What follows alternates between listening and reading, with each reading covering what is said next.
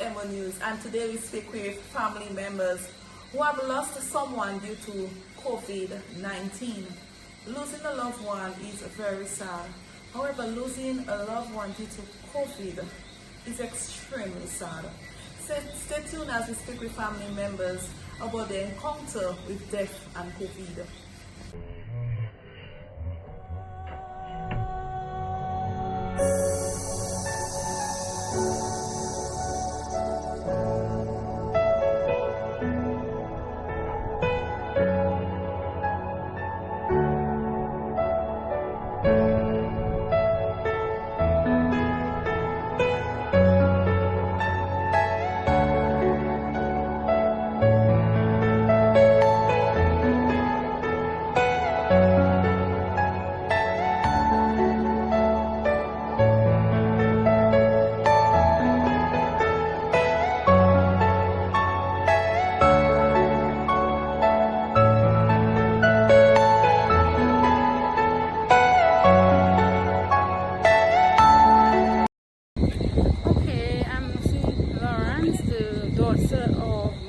And 82-year-old from Kingston, but she was living in Commission with me.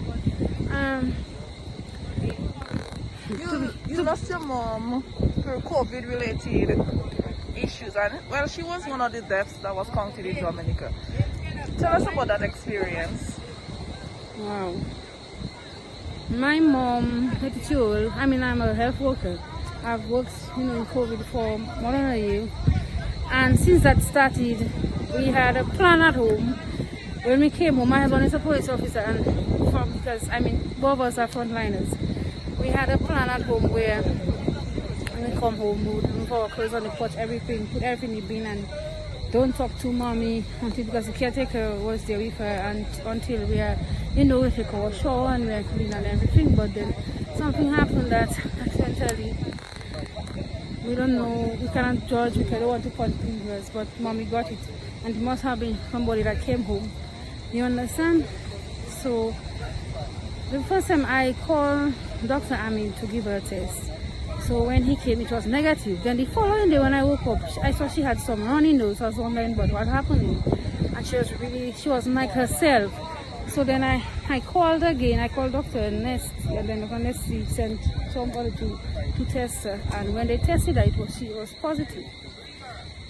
My God, and that's when it's like I felt it's like the whole world was on my shoulder. My husband and I, we really didn't want to send my mom down to Portsmouth because I said I could have taken care of my mother, but because of her age, we had to send her down to Portsmouth for quarantine. And for the past days, I was always in contact with the doctors.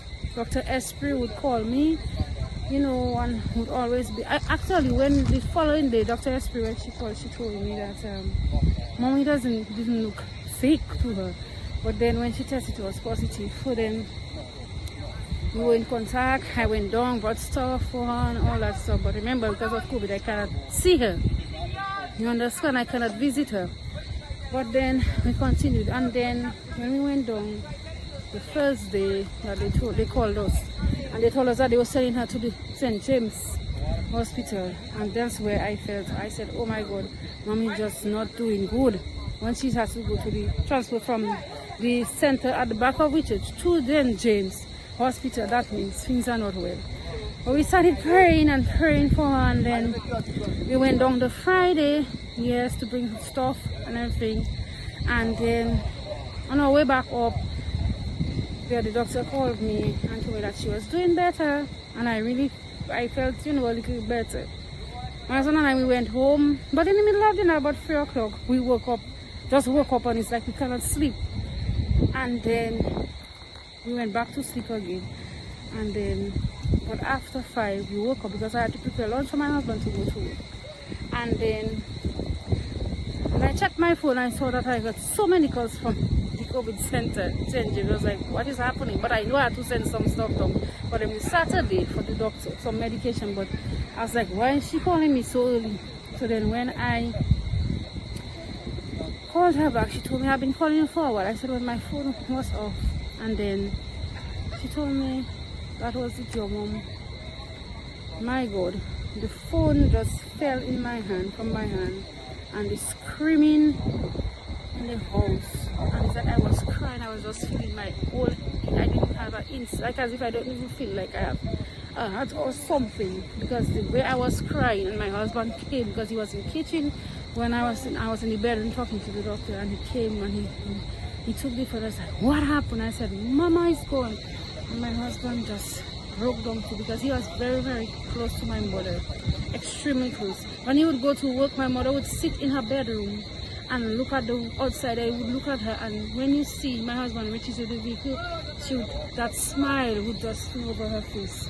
And when he comes, you know, they had a bond, So the last time you saw your mother was at home, and that yes, was it? And she went down the night, and she went down in the night, and by ambulance. It was the last time. So you can imagine. How would you describe your mother? Wow. My mother was a gentle person. She was just what was an example of a very, very gentle woman. She would say her rosary 3 times per day. 3 times. She would listen to it on Catholic prayer, and she would say it 3 times. And she would always say, I'm praying for you all. And she would say, I'm praying for my Prime Minister Sky. She would call his name. She would say, I'm praying for my Pal Rep Hosea. I'm praying for my Pal Rep Shakira. And I'm praying for my country. Every day that lady would pray for PM Sky. Every day for them and Shakira. And sometimes when I go out and I come back from work, first thing she would ask me, how is Shakira today? How is... But because of, of COVID, they could not really come home to visit her because of that COVID, and people couldn't come. But that lady was just... And one thing I'm happy, you know why? That part I'm happy about her, that she's because that lady was exempt. That lady, actually in her community, she was part of the village council. Because my father was the one who was the chairman of the council for how many years too. And she was part of that, and everybody looked up to our family in that community. If somebody wanted corn or sugar, they would come home. My mother would cook, and she would make sure to feed everybody that has. Never. She was a giving. And I think I took that thing from her, giving. Nothing is not hard for me to give somebody. I love working with people too. When I take care, something happened to me last week. And I went to bathe a patient on the ward, and I looked at the lady and I see that my mother, my mother too, my mother. I broke down. But I didn't break down in front of the patient, but I went to the washroom and I broke down because I thought I lost my mind. And here am I, taking care of a patient. I'm simply at my mother. So I'm going to tell people out there, Dominicans, please take care of the elderly. Please, I am begging. It wasn't easy, and it will never be easy for me. My mother, trust me, nobody can replace my mother. And knowing that my mother died from COVID, it's like, like a rock that hits you. That's how I felt, and I'm still feeling that way. Because every time I think like it's so my mother died, trust me, and knowing that I'm a frontliner and I worked so many years, and I've never brought that to mom at home. I didn't have it, my husband didn't have it. You can imagine how we were feeling. Imagine when we did our antigen test, I test, I'm vaccinated, my husband and I, we test every week. I test because COVID was literally for them. I told the doctor, look, serious, because I really cannot understand. I mean, both of us not having it, and my mother, you understand? So if somebody came home and I wasn't there, she was not.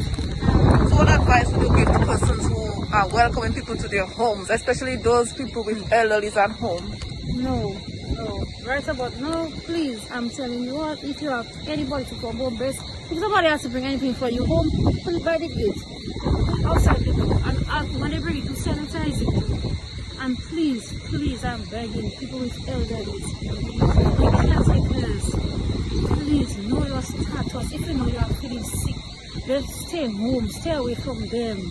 because it's hurting to see so many elderly. I'm a frontline, as I said, and it's hurting that I see so many elderly people dying from that COVID. So I'm begging Dominicans, please take care of the elderly, and please, if you know you're sick, stay away from them.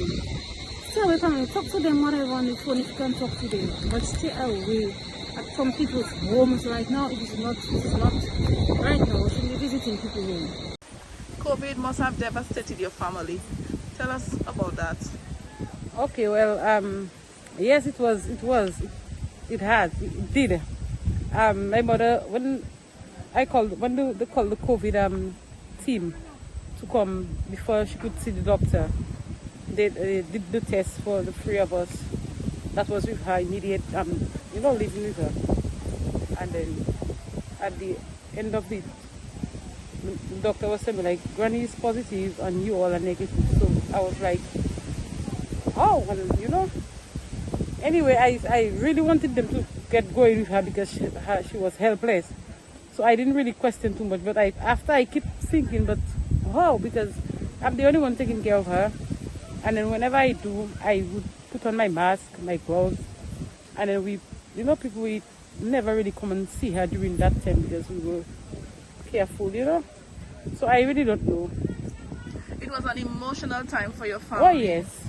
I saw you guys in tears today. Oh, yes.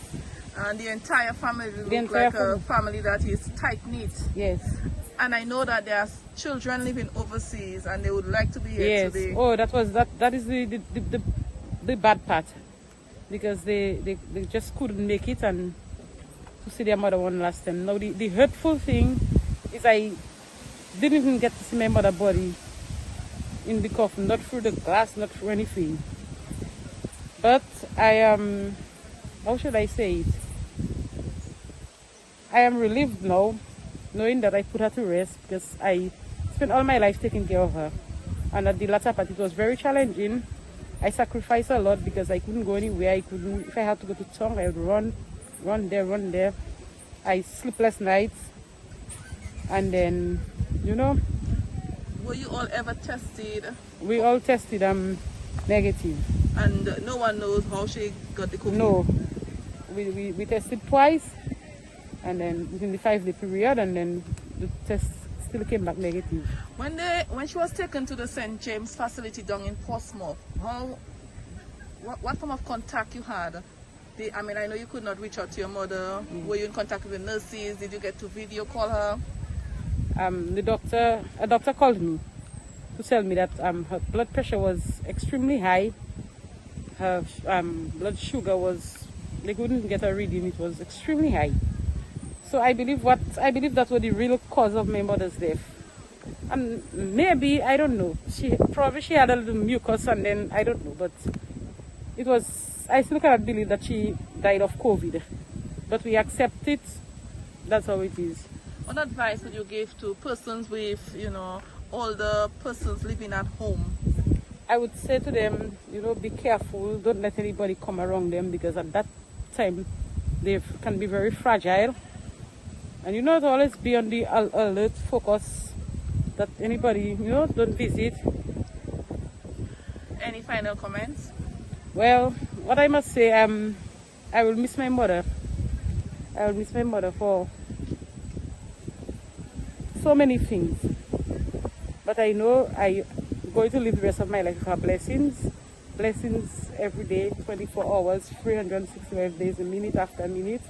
So with that, and I know she told me before she died, that day will be a very happy day for me. So I was asking her like, why? And she would say, because I know I'm going to meet my maker. So I would say, you sure? She said, oh yes, I'm sure. And then she said, when that day comes, my child, say, thank God for your mother, that her suffering is over. Tell us about your mother. Well, my mother was a lady that struggled a lot in her life. And I'm the first son, I'm my first son. But we struggled a lot. And she worked very hard to take care of her children. And with nothing to complain about her. We ate everything she cooked, she gave us. We was in the ring, we never complained, say we did not want nothing. Everything she gave us, we enjoyed. So. When you found out that your mom got COVID, how did that make you feel? Well, I said to myself, is somebody that brought it to bring it there to her, because she was lying on her bed and she wasn't going nowhere. So I said, asking how come she get this COVID? To myself, I said, well, it's somebody that come to her and see her and brought COVID to her. And when you found out that she died of COVID, how did that make you feel? Well, I feel very sorry, sad. I was crying and crying. Okay, hello everyone. My name is Maria Darrow.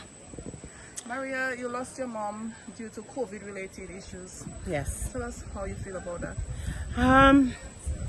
To be honest with you, it's one of the things that angered me to a certain extent. My mom has been bedridden for over 3 years, and my mom has not been going anywhere. And if I'm trying to figure out where did it come from. She didn't go anywhere. She was not on a plane. She was not on a train. She was not on a ride. She wasn't nowhere. And she ended up, with COVID. So when that call came that morning or evening or night about that your mom passed? Well, I was the first one, on board. Because, she was at the COVID facility in Portsmouth. I think she was checked in about minutes to 6 that evening. And when it's around 2:10 in the morning, I got a call from Dr. Jajak. Lovely doctor, who called, and she said, but before I go to that part, before that, Dr. Shashaka had a whole conversation with me to tell me that mom was in a critical state and, all of the things that goes with it. And she was just asking me to be strong.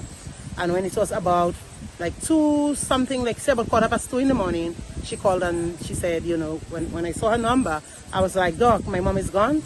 And she's like, can you just sit up? Sit up. I know you're in bed. Just sit up and relax. Don't get off the bed. Just sit down. And I said, Doc, just tell me. I'm waiting for it. And she paused for a moment and she said, yes, mom is gone. So you were the one who broke the news to the others? I was the one who broke the news to everybody. How did they take that? It wasn't the best of things. Okay, and especially for a daughter that loves my mom so much, that has always been there with her and been there for her. It was the hardest thing to call my sister Winans, who is a caretaker, and ask to pass the news to her. When I called, I didn't get her to call my son because she said she was sleeping, but she didn't really hear the phone ring. So I had to call my son, tell him go knock on the door. My son lives with my mom in her section, and my sister is in hers. And then my son had to go to knock on the door to wake them up. But they were awake, they just didn't hear the phone. And, I called back, and then I said to her, what's up? What are you guys doing? And she says, well, we're not sleeping, we're up. And I say, well, she says, mom died. And I like, I started to kind of stutter. And I'm like, yes, she's gone. And then my sister just went blank. She went quiet. But it was the most difficult thing to do, because even if mom was bedridden for a long time, and mom has been suffering with her shoulders, her elbows has been hurting forever, I did not expect mom to be admitted after 6 or minutes to 6 in the evening, and at 2:10 a.m. she's gone. So what advice would you give to persons who have older people living at home? We have people frequenting their homes and they're not aware that they could bring the virus. All right. So these people at home, what advice would you give to them? All right. So I would like to tell all of you out there, all of you, brothers, sisters, family, cousins, friends, no matter who you are, get yourself vaccinated first, because you have to love yourself first, and then your loved ones at home. Those that are crippled, those that are mentally challenged, the grannies and the grandpas, just take them. If you cannot take them, have the doctors or the nurses or somebody come to get them vaccinated. Please vaccinate your people. COVID is not easy. And like I said before, unless it hits home, you're not going to feel the full effects of it. So I'm appealing to all of you out there to go ahead and get vaccinated. Please just get vaccinated. It doesn't take anything from you. You're eating all kinds of stuff that are produced, abroad, and you don't know what's in it. You do not know what's in any of the vaccines that we took before, for polio, for mumps, for measles, for rubella, for scratch, like we used to call it, for scabies. None of those things we do not. But our parents trusted science, and they went about and they vaccinated. All of us were vaccinated. So please go out there and get vaccinated.